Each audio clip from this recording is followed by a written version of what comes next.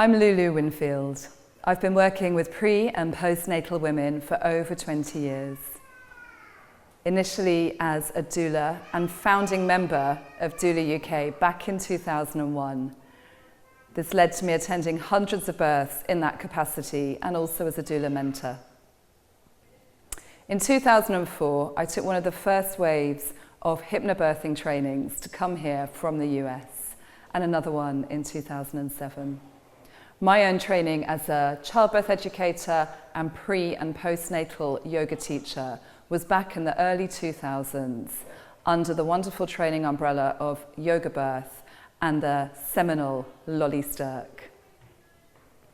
In 2007, I joined forces with a wonderful power yoga company in London to establish their pre- and postnatal yoga department, which we've cultivated over the years and is absolutely thriving still today.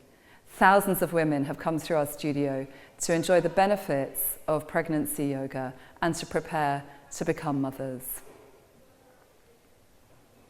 We're running a 50-hour Yoga Alliance Professionals accredited pregnancy yoga training for certified yoga teachers later this year. Over 3 long weekends, we commence at the end of October, and the final assessment day is December 10th. Please head over to thepoweryogacode.com to find more details.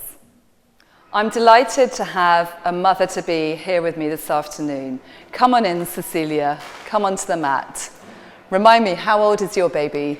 My baby's 30 weeks old. Amazing. So Cecilia and her baby are now on the threshold of that 3rd trimester. Pregnancy lasts typically up to around 42 weeks and is divided into thirds. And you may find that your students will come over this landmark at 30 to 31 weeks of feeling heavier, energies perhaps diminishing a little bit. And on a day like today, when we have a heat wave, needing to slow their practice down. We can still be slow and strong. And I'm going to imagine that we've just done some beautiful Shitali breathing together, some cooling breath. So Cecilia, take your feet comfortably wide for a moment. Yeah, just turn the toes out for a sec. You can soften your knees. Bring one hand to your heart center and bring one hand to your belly. And just take some little hip circles here. So stirring the pot with your tailbone and just feeling some tilting and tucking of the pelvis. So it's helpful for us to remind mothers of the assistance they have from gravity, particularly at the end of pregnancy when we want babies to engage into the pelvis from 34 weeks onwards. And during labor, when gravity can really speed up that process of descent as baby comes towards birth. Feeling grounded through the feet, exhaling down through the soles of the feet. Placing hands on the heart center and on the belly, tuning into baby's heart center, can be a very useful technique for tuning in to your baby, particularly if you're feeling a little disconnected. And for mothers who may be dealing with unexpected feelings, we can remind them that they're carrying around the heart center of another person, the kernel and potential of their baby's personality. So understandably, feelings might run high. And let's remember also that the heart expands in pregnancy to pump that extra blood around the body. So our hearts really do get bigger, both metaphorically and anatomically. So coming back to Virabhadrasana 2, let's extend the arms to begin with, Cecilia, and just move a little bit like a manta ray in deep, warm ocean water.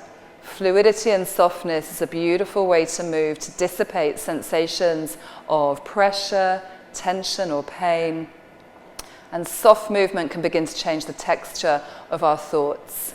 Just peppering in little gems of wisdom into our teaching can help to reduce anxiety around labor and birth, and reminding our mothers that movement is a dear friend, gravity and breath too, during the process of labor and birth. Just swing those hands back to your heart center and baby's heart center, roll the shoulders back. Take a couple of deep ujjayi breaths into the belly. And let's have a feeling of breathing in for baby. Deep belly breath, feeding the baby with that inhale, breathing out for mummy. And we can remind our students that they can come back to this quiet connection with their baby at any point. For people who might want to push themselves when in fact their bodies are not appreciating it, we can give them a little get out of jail card by asking them to listen to their baby, and imagine their baby is asking them to slow down. Let's extend the arms out again now, and we'll just have the arms static, and we're going to come towards Virabhadrasana 2. So Cecilia, you can pivot on that heel, turn the foot out, slide your right heel back a little bit, and begin to take a soft bend of that left knee, tracking that knee over your middle toes. Wonderful. And because the center of gravity is changing in pregnancy, you may notice that your mamas will begin to lean slightly. We can help with a little hand on the hip and just draw this upper arm back and have a sense of the crown of the head aligning over the center of the pelvic floor muscles. We can squeeze the pelvic floors, find the perineum, and just tune into that alignment. So as we know, this pose symbolizes courage and strength, qualities that we need to be mothers. And I really enjoy Warrior 2 as a great example of finding some of our coexisting qualities of softness and strength. With my hypnobirthing training, I have a tendency to pepper in affirmations, and I'll certainly be sharing those with you in our training. So as you gaze along your arm, you can just affirm to yourself, I'm a strong, capable woman. Affirmations are effective and repetition is important. And sometimes we may add in some new adjectives, particularly on a day like today. I'm a strong, hot, tired, sticky, and capable woman. And Cecilia, now just bring your right hand to your baby. Take a breath into the belly. And let's reverse the warrior. So inhaling, take your left arm up and over your head. So breathing space. Space is the place. Space for the breath. Space for baby. And then you can come into a soft side angle pose. So either placing your left hand or your forearm onto your thigh. And your right arm can extend alongside your ear. Beautiful. And just take a few flows like that now, following your breath. So right hand to baby, inhale into the belly, left arm up and over, finding that space. Gently exhaling and bringing the forearm down to your bent leg and aligning your right arm alongside your ear. So just take a couple of more of those, Cecilia, if you're comfortable.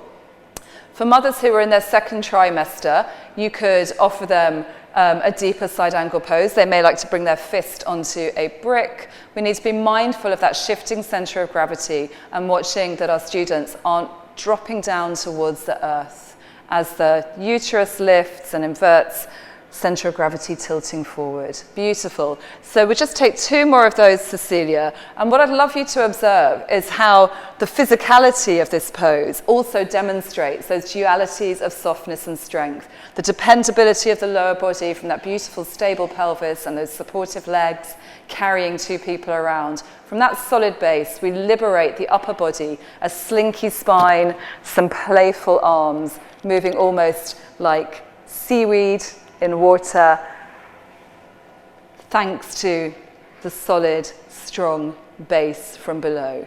Well done, Cecilia. Just straighten your legs. Come back to bringing one hand to your heart center, one hand to your baby. Take a little stir of the tailbone again. So finding poses where we can explore softness and strength are really key in accommodating everybody, but also reminding us that we have these dualities in equal measure, and as mothers that's essential. And there are other beautiful cues that we can take from the body. For example, the uterus in labor works and rests. So intelligent. She works and she rests, and we can follow her cue. Cecilia, let's bring you down into mother and child pose now. So come down gently to the mat. Come down to your knees. Let's take your big toes together, take your knees wide, and come and rest your head on the bolster. So coming into softness now. And when we rest the head, the mama point, the third eye point, we send a message to our busy brain that we're safe. In terms of our neuroanatomy, you know, that busy brain is always seeking confirmation that we are safe. And by resting the head, we send a message that we are. And then by closing the eyes, we double the potency of that message. And by adding in a soft ujjayi breath, we can gently nudge this wonderful mama into her parasympathetic nervous system dominance. Breathing in for baby, breathing out for mummy. Finding her inner sanctuary. If you're interested in coming to explore some more of these themes with me, I'd love to work with you. Have a look at the poweryogacompany.com. Head over to their academy pages. Follow me on Insta at Lulu Winfield. And if you sign up for our training, you can start sitting in with me now for unlimited class observations, in person and online, right through to the completion of your course, when I can give you some continued mentoring. Go well, and I hope to meet you soon.